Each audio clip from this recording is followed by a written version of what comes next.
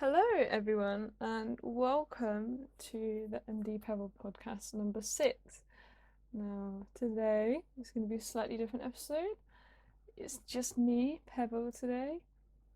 MDP is not with us, so I thought I would talk about something that I have got a little bit of experience in. I thought maybe I could help some people out if they were in a similar sort of situation.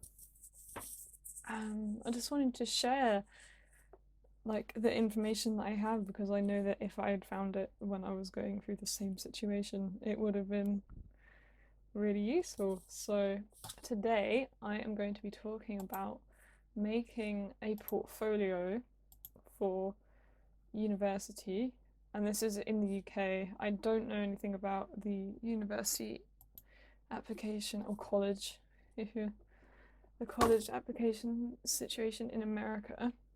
As obviously they're quite different. I know I have seen a few different videos. I think Conan Gray made one, if I'm thinking about the right person, a few years ago about what got him into art school.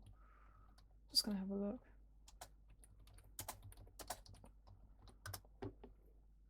Yeah, it was him. His art is so amazing. I'll put the link in the description if you want to go check it out if you live in America. But anyway, I'm getting off track. So this is advice for people going into university in the UK. Now, I feel like I'm qualified to talk about this because I applied for 7 different universities and I got offers back from 6. We're not going to talk about the 7th one because I don't really know what went on back there. But I got 3 unconditionals and 3 conditionals, and they were all to study.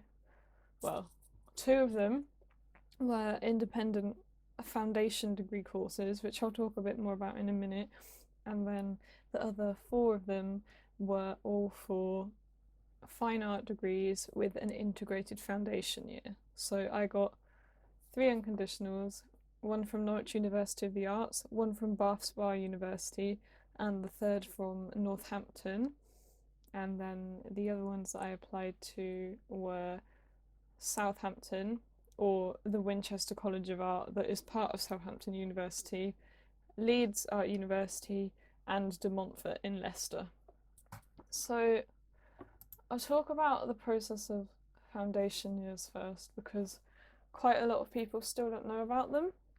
So foundation years, if you apply to somewhere like Leeds, De Montfort, I know that Arts University Bournemouth also does it. I didn't apply to Bournemouth because it was a bit too far away from what I was looking for, but I did look at the course and I do think it looked like a really good one, and the university looked really good. So a foundation year is essentially, they market them normally on other degree courses as something to go to if you don't get the grades you need to get into the full degree at university. However, for art, they are very encouraged to do. I think mainly because foundation years, especially in art, they just give you a lot of grounding in the subject and they really help you to just develop your critical thinking, develop your working process, develop the way you analyze artists and look at other people and just explore as an artist to prepare you to then go into a full degree and completely excel at it. So I initially started looking at foundation years because our art teacher's daughter came to visit us in school and she did the Leeds foundation year, and then she went on to study at Oxford. Now, if you apply to a foundation year, the majority of the standalone ones, you don't apply through UCAS, which is the university application system in the UK. You apply directly to the university themselves. So for Leeds and De Montfort, I had to apply straight to them. Hence why I could apply for 7 universities, because the max limit on UCAS is 5. You can only apply to 5 universities. So if you want to give yourself more options, even though it can be more stressful to keep on top of that many applications, you can apply for more than 5. Now, standalone foundation years are free, and that is one of the main points of people that want to go on and do them. They are completely free. The only thing that you have to pay for is your maintenance, so student accommodation, food, any supplies you might need, but the actual tuition is completely free. I think what I'm going to do is I'm going to talk through my portfolio. I'm going to put all the pictures from it up on the screen so that you can follow along with me, see what I did, see how I made it, and hopefully that might help you when you are trying to create yours. So I will begin on the first page, which is a good place to start. Now, my advice is that every university, they will send you a sort of consolidated list of what they want to see in your portfolio. Now, obviously, each university is looking for different kinds of things, so you're going to want to include like exactly what they want so that you can show them the best version of what they want to see from you. The way I went about doing mine is I applied for De Montfort and Leeds first out of everything else, and obviously because they're standalone, they have sort of different requirements. So Leeds is a bit more complicated, and I will go into that later, but De Montfort, they were the first ones to get back to me, and they sent me the most sort of intricate list of everything they wanted to see. And so I definitely went about this in the right way for me, but I looked at all of the sort of elements that they'd asked me to give, and I thought, if I make the most complicated one first, i.e. the one for De Montfort, then I can just edit and consolidate or take out anything I need to give it to any of the other ones. It turned out I didn't actually need to change anything, so I sent the same portfolio to every single uni apart from Leeds. Now, I do art and photography at A level, so I have a very wide breadth of different medias and things to showcase, which for some people, especially I found it quite hard to put what I was really proud of in there, because I had a lot of stuff that I liked and I really wanted to be able to show all of it, but I also wanted my portfolio to be neat and cohesive and show all of the best parts of my work. I wanted to start with a really, really strong photo, something really dynamic, something really interesting, something that would catch their eye straight away. So I decided to use some of my photography from my year 12 work in A level, and this was some really dynamic light painting that I did, and it was an image that I was really proud of as well. A lot of the time, if you apply to an art degree, they will want to interview you as well, and I will also say it was very different for me this year, because obviously we had to make digital portfolios. If I was applying sort of a few years ago, it would have been a physical thing. I would have probably had to go to the actual unis and have an interview with them in person, but obviously because of coronavirus, it wasn't possible for me to be able to do that. So everything was done digitally, so I wanted something really bold that if I had an interview with one of them, I could start off and be like, oh, I wanted to put this image first because it was something that I was really proud of, and it was something that I thought represented me well. So that's why I started off with this really dynamic sort of photo. And then one of the things that they are most interested in is seeing your process and seeing things outside of your work that sort of show who you are beyond the actual pieces that you make. So for the next few pages, I wanted to just include bits of my process so I could get those out of the way, and then the next half of the portfolio could just be my work and sort of other stuff that I was proud and I wanted to show. So I began with the second page, which is showing me presenting to other people, showing that I can communicate with others my ideas. The first presentation that we did as part of our personal investigations in art and photography. So I've got all of the screenshots from my PowerPoints that I did, some of the points that I talked about, and just a little picture of me delivering the PowerPoint to everyone, just to show the universities what kind of work we do at my school and sort of dive right into what kind of person I can be as an artist. And then the next page, we go on to collaborations that we also did as part of our personal investigations, and just to show that I can work with other people, I can take other people's sort of ideas and we can connect them and bring together a really interesting piece. And if you can see in the background, I decided on all the pages I wanted them to not just have a white background, but I wanted them to be really, really dynamic and graphic. So I've actually got the work and I made it all on a Word document and then I sent it off as PDF. So what I did was I put the photo of the work blown up in the background, and then I just lower the transparency of the image just to make it sort of more bold and dynamic and nice to look at. So collaboration is a thing that a lot of degree courses sort of mention if you look at their rundowns of what you'll be doing in the degree. So I wanted to show that I've already sort of been doing this kind of work and I can do it and I can work with people on an idea and come to a final product that we're all really proud of.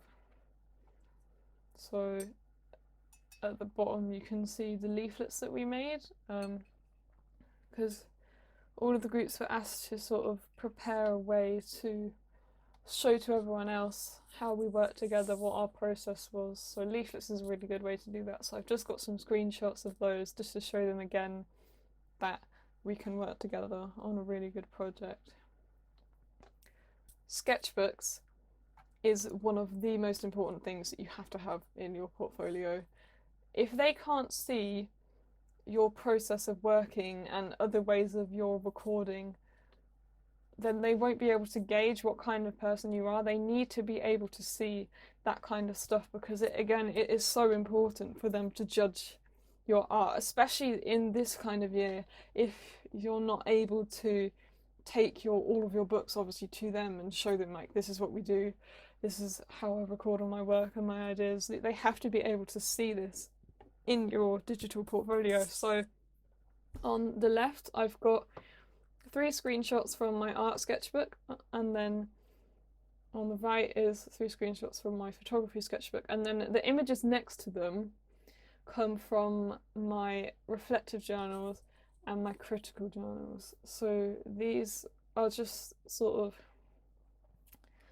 these correlate to the images of my actual sketchbook because the research that I did on these artists influenced my ideas and allowed me to make the pieces that you then see in my book. So if they can see that process of you having an idea and then you do some research and then from that research you can refine your idea and then present it again, that really shows growth, and that's something that they really, really want to see when they're looking at your work. That was sort of the end of where I wanted to show the majority of like my physical books, and from then on I sort of go more into my actual work. So on the next page you can see some different types of drawing that I've done. Drawing is really important. It's the baseline of first-hand recording. It's the thing that they'll probably get you to do a lot, especially in A-level. I know that we do it a lot, and in assessments it's important for them to be able to see that you can take recordings yourself. So I wanted to include some of these drawings to obviously show them what I can do in terms of mark making and other types of recording like that. I made sure to include, a few different types of media that you can do drawing with. So I've got monoprints, and then I've got biro, and I've got charcoal and ink in the middle at the bottom. The next page, I then go back onto my photography, and I just sort of wanted to show some of the stuff that I've been working on at the moment, and sort of the different like technical skills, because these were quite technical images, and I just wanted to show them that I've got a very wide variety of different media that I can use and present myself with in my work. A lot of the universities, in their sort of list of criteria, they will ask to see a project from start to finish, and I know this can be quite daunting for people, because a project, it's hard to determine how large they mean by a project like that. So I decided to include a couple, and this second one being one of them. So here you can see I've got the artist films and the research that I did sort of surrounding this genre of photography. And then in the middle of the page, along with all the rest of them, I've got a very short description of sort of outlining what it is. Titles and descriptions like that, really important, really, really handy, just to put a little bit of input for the person looking at your portfolio about what they're actually seeing, so that they don't interpret it as something that you don't want them to. So I've got the little caption in the middle, and then on the right hand side I've got the images that I took as a result of doing that research, and then in the left again you can see sort of some more of the photos, and then the reflection that I did based on the outcome of it. So just then being able to see again that process from coming up with an idea, and then bringing it to fruition, and then being able to reflect on that, it's really important for them to be able to see that train of thought and that cycle of work. The next page, I wanted to show off again another kind of technical skill in printmaking. So on the left hand side I've got a poster I made using screen prints, and then in the bottom right I've got a lino print that I was really, really proud of, and in the top again on the right you can see some more research that I did, just showing them that I can take influence from other people and then put them back into my work. It's really good to be able to show them that you can take input from different creative outlets, because they want to be able to sort of know that you can look at the world around you and absorb it and take it back and bring it into your art. This next page, I wanted to show some more technical skills, especially in photography, because I was really proud of this work that I did. And this is especially focusing on sort of darkroom work in photography, because we're really lucky at our school to have a darkroom studio. So on the top left I've got some photograms that I made, and then on the right we have pinhole cameras that we did at school. I think the first negative on that page is one of the first things that I was really, really proud of when we started doing the photography course, because when I did photography at A-level, it was the first time I'd ever properly done it. I'd done perhaps a little bit in the sort of GCSE art, but we don't have a GCSE photography. So I went into this A-level completely blind, didn't know how to use a camera, didn't know about ISO, aperture, or anything like that. So to see my growth, it's been really, really rewarding. And then in the bottom left you can see some film shots that I took. Again, I was really proud of those. It's just to show them more diversity, just to show them that I've got lots of different skills under my belt. This last page, I really wanted to go out on a bang. I wanted to show them some stuff that I was really proud of, and some of the work that I was the most passionate about. So my sculpture is something that I've been developing a lot more recently, and so this is what I wanted to show them. And this is the second sort of instance of me showing a project from start to finish. So you can see on the left I've got pictures of the notes that I made in my books, the planning sketch for this piece, a sort of reflection, and then some close-ups on the right of the different textures of the sculpture, because I thought they were really important. I wanted to show them. They were really nice photos. Good photography is so important. If you don't have good photos of your work, then it's just going to make your whole portfolio just not look good. You really need to consider the quality of the photos you're taking, the lighting. If you can scan stuff, scan it. That will be so much better. If you've got digital photos, put the digital photos straight in there. Because if you want to present yourself the best, make sure that you have good photos. In the bottom, on the left, you can see the photo of the sculpture.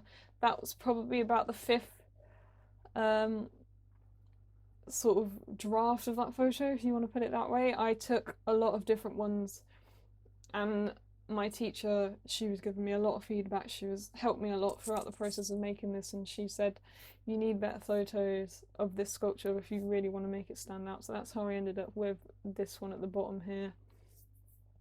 This was my final page. I just really wanted to show something that I was really proud of, because this was the first proper sculpture that I'd really worked on, and I was very happy with the way that it turned out. So I wanted that to be a big talking point if I ever had any interviews. And then just to round off the entire portfolio, I just went with not the same image from the start, but another one from the same shoot that I did of those cars on the road, just to sort of give it a bookend feel. I wanted it to feel very sort of like a closing point, like it was all packed neatly together. So I sent this portfolio off to 6 out of the 7 unis that I applied to. Now, for Leeds, it's a slightly different story, because for the foundation year, they ask for a portfolio of 3 images. Now, a lot of people might hear that and they might think, that's ridiculous. I know I did too the first time I read the criteria, but because a lot of people will probably think I won't be able to present all of my breadth of work in 3 images. I won't be able to show them who I am as an artist in those 3 images. But if you read the criteria, it actually says that you can include multiple images within those 3. So technically, it just means 3 slides of PDF. My other one was about 8 or 10, I think. And if I just go back on to the document, I will have a look. No, it's 11, or sort of 9 pages of actual work, and then the front cover and the back cover. So yeah, it's a much more consolidated version of what I sent off to the other unis. But for me, I came up with just a very methodical way to do it, just a very sort of simple design. So I started off with 1 page. The first page is just photography work.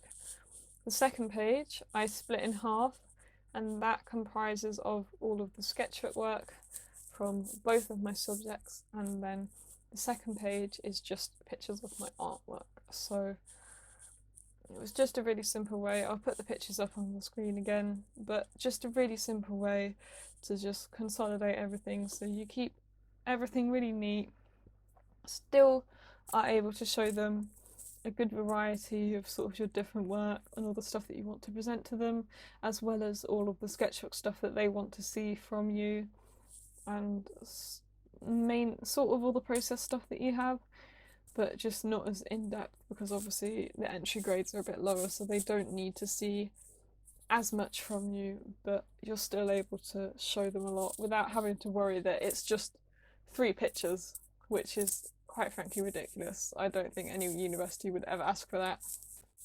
I don't really know how much else there is for me to talk about this. I will say, know your portfolio really well and make sure that you like all of the things that are in there, unless you need to put something in because it fills out one of the criteria or something like this. But make sure that you are able to talk about all of the pieces in depth, because you never know what each interviewer, if you have to have an interview, is going to be interested in. I know I was very taken aback, because when I had 2 interviews. I had one for Northampton and one for Bath Spa. And in the Northampton interview, the man who was interviewing me, who was very lovely, he was the leader of the course in art there, he was really interested in the poster that I did using screen print, he really wanted to talk to me about that. And obviously, I was quite taken aback because to me, it was one of the pieces in my portfolio that I was a lot less passionate about. It was one of the medias that I very rarely use, and I would have much rather liked to talk about one of the sculpture pieces, for instance, or perhaps the photography, but he was really interested to talk about that. So just make sure that you are able to say, you know, a lot of things about all of your work and that you're able to communicate effectively, because they want to know you as an artist. They want to be able to talk to you about your ideas and your process and how you work. I also got an email from the leader of the course at Norwich, and she also brought up that same poster as well. So it was really interesting to me to see that two people were interested in this piece of work that I didn't really care much for. So that just shows that everyone will probably take something different out of your work, and you just have to be prepared for that. And it's one of the parts of being an artist that is just what it is. I think I've covered pretty much everything that I wanted to talk about today.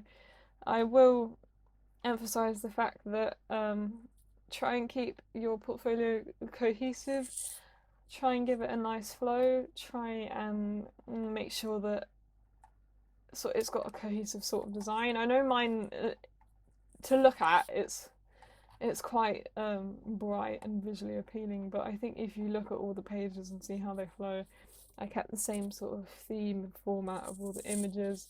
I kept the sort of way that I use the transparency in the background. I kept that in my leads one as well. Keep in mind, remember the fact that photos are really, really important. Make sure they're good quality. Make sure they're, you know, clear and not pixelated and horrible, and that the people looking at your portfolio can tell what they're looking at. And just make sure that you have fun with it. I think if you look at your portfolio and you don't like how it looks, then it's not a good representation of what you are wanting to present from yourself as an artist to the universities. They want to get to know you. That's the whole baseline of creating a portfolio. They want to know who you as an artist are. So just make sure that you love all of your work and that you're really proud to talk about it. So yeah, I hope this was informative to at least one person. If I help someone with any fears that they might have, I'm really happy that I was able to do that. If you have any questions at all, you want some extra advice, please feel free to either leave a comment or message me on my Instagram. I'll leave it in the description. I will be very, very glad to help you. I will do anything I can to help you. And if you are feeling scared about uni, don't. Honestly, it's fine. But yeah, I hope you enjoyed listening to this. Me and MDP will be back in the next one, and I hope you have a really lovely day and that everything is great in your life. Bye bye.